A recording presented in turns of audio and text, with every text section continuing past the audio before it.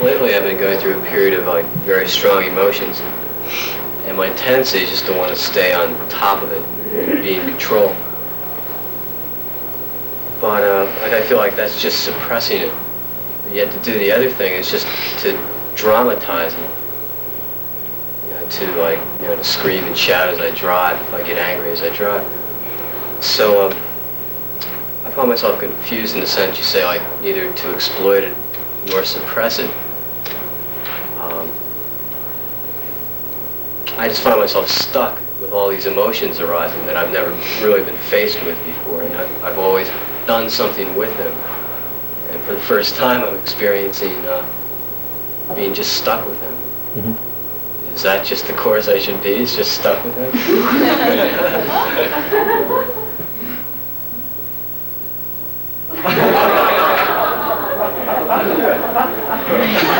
Sounds like it.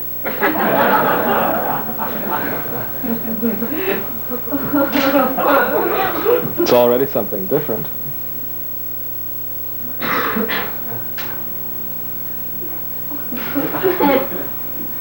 And you haven't been exploiting them or suppressing them, have you? Are you exploiting or suppressing an emotion at this very moment?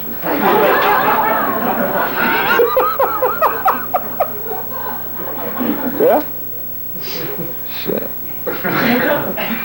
Which one?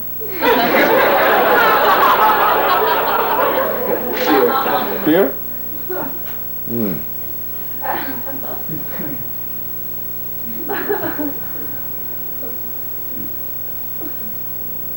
Yes, well, to suppress an emotion is to do something to it. To do something else is not to suppress an emotion. To scrub the floor instead of suppressing fear is not, instead of doing something to the fear, is not itself suppression of fear. And so you are simply asked to live this satsang, consider this argument, live these conditions, practically from hour to hour.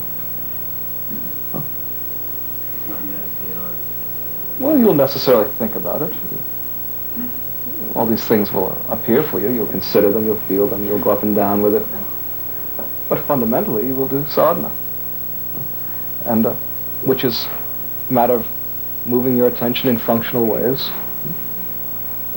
specific functional ways. That's what you do with your time.